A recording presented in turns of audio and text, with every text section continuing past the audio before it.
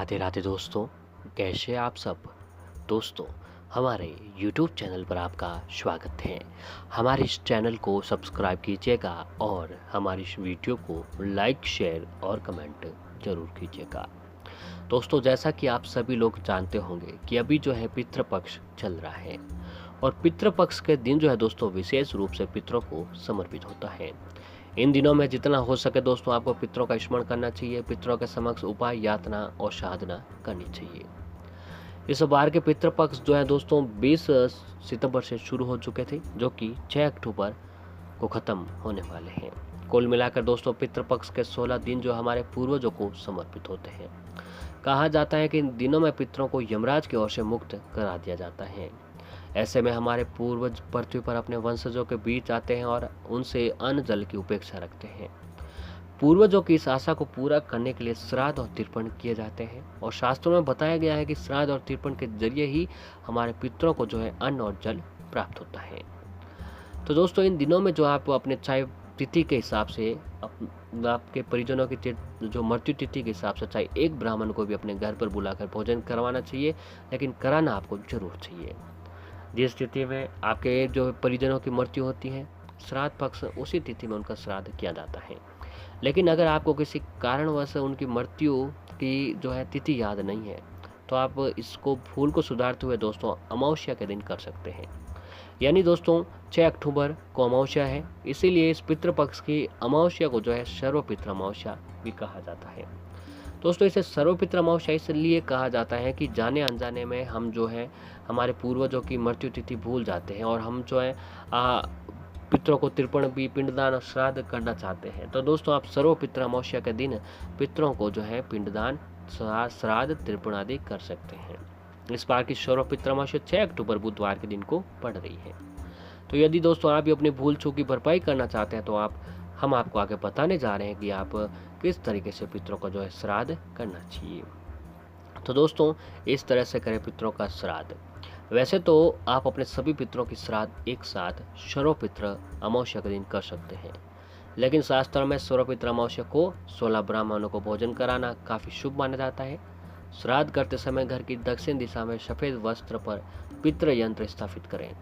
अब उनके निमित्त तिल के तेल का दीपक जलाएं, सुगंधित धूप अर्पित करें, चंदन व तिल मिले जल से तर्पण दें, कुश के आसन पर बैठकर गीता के 16वें अध्याय का पाठ करें।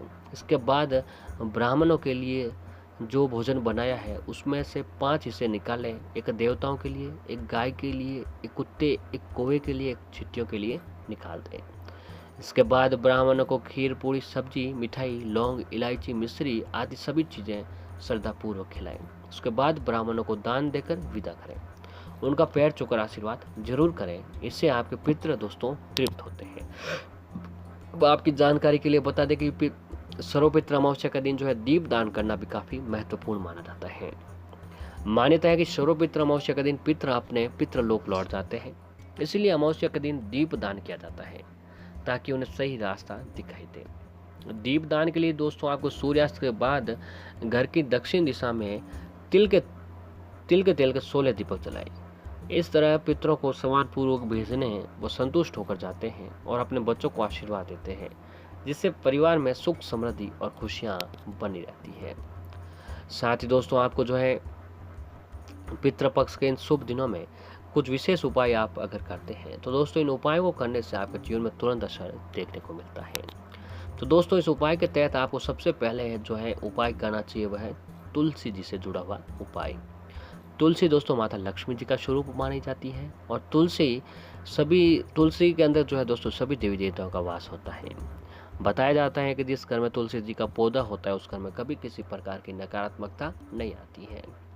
तो दोस्तों, तुलसी जी के पौधे को आज के दिन जो है अमावस्या का सुबह व शाम एक देसी घी का दीपक तुलसी जी के समीप आपको जरूर जलाना चाहिए।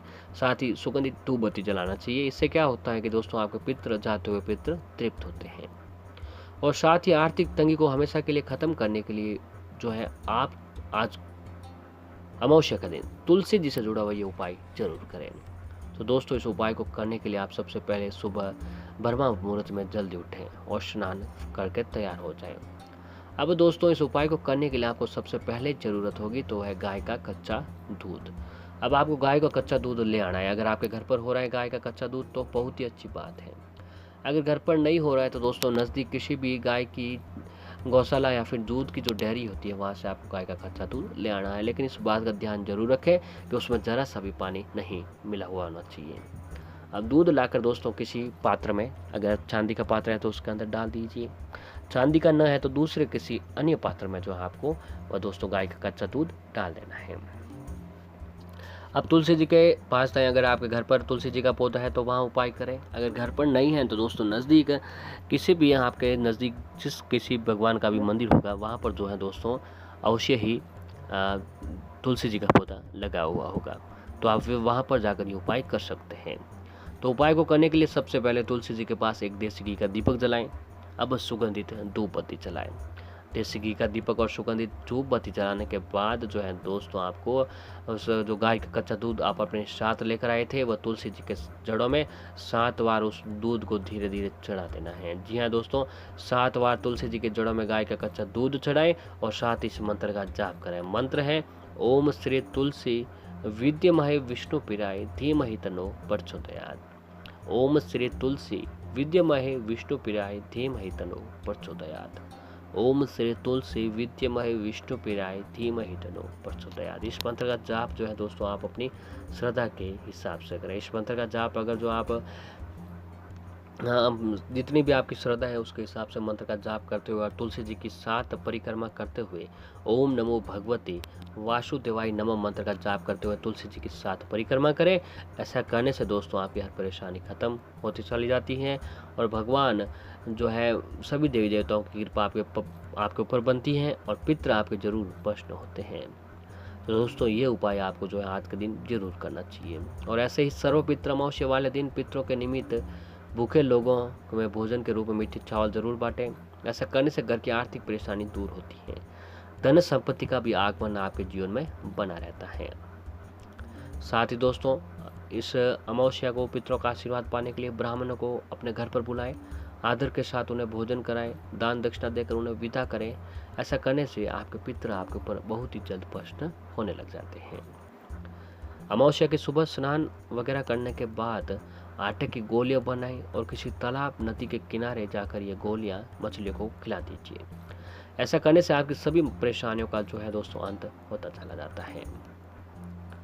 यदि दोस्तों आप काल सर्प दोष से पीड़ित हैं तो आप सर्वपितृ अमावस्या के दिन चांदी के नाग नागिन की पूजा करें। इसे बहते हुए जल में डाल दीजिए। आपकी कुंडली से काल सर्प दोष जो है दोस्तों हमेशा के लिए खत्म हो जाता है।